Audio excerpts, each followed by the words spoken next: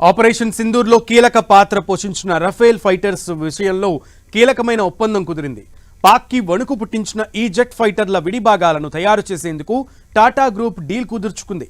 ఇందులో భాగంగా Tata Advanced systems తన హైదరాబాద్లోని ప్లాంట్లో రఫేల్ విడిభాగాలను తయారు చేయబోతోంది. ఇప్పటికే పినాక అస్త్రాలను తయారు చేసిన అనుభవం ఉన్న టాటా అడ్వాన్స్డ్ సిస్టమ్స్ ఈ ప్రాజెక్ట్ చేపట్టనుండటంతో డిఫెన్స్ హబ్గా హైదరాబాద్ వడివడిగా తయారవుతున్నట్లయింది. పాక్కి దడ పుట్టించిన రఫేల్ హైదరాబాద్లోని రాబోయే 3 ఏళ్లలో పూర్తి కానున్న ప్రాజెక్ట్. దస్సో ఏవియేషన్తో డీల్ చేసుకున్న టాటా అడ్వాన్స్డ్ సిస్టమ్స్ హైదరాబాద్లోనే తయారు కానున్న కీలక విడిభాగాలు.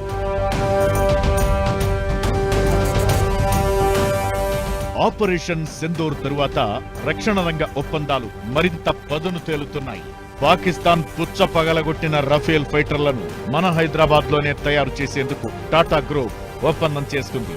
ఫ్రాన్స్ కంపెనీ దస్సో ఏవియేషన్తో రఫేల్ స్పేర్ పార్ట్స్ తయారు చేసేందుకు టాటా అడ్వాన్స్డ్ సిస్టమ్స్ డీల్ కుదుర్చుకుంది. ఈ మేరకు 2 సంస్థలు డీల్పై ప్రకటన చేశాయి. 2028 నాటికి ప్రాజెక్టులోని ఫస్ట్ బ్యాచ్ కంప్లీట్ అవుతుందని ఈ డీల్ చెబుతోంది.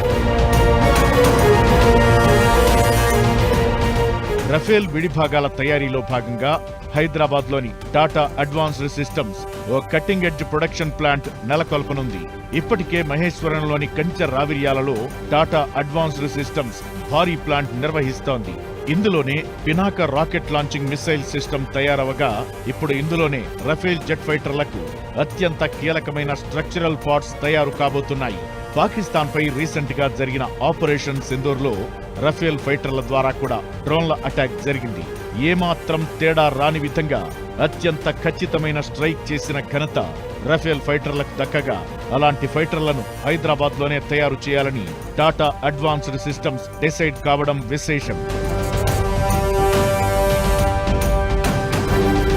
రఫేల్ కి సంబంధించిన central fuselage, complete rear section, rear fuselage సహా ఫ్రంట్ సెక్షన్ అంతా కూడా హైదరాబాద్ లోనే తయారు చేయబోతున్నట్లు టాటా గ్రూప్ ప్రకటించింది.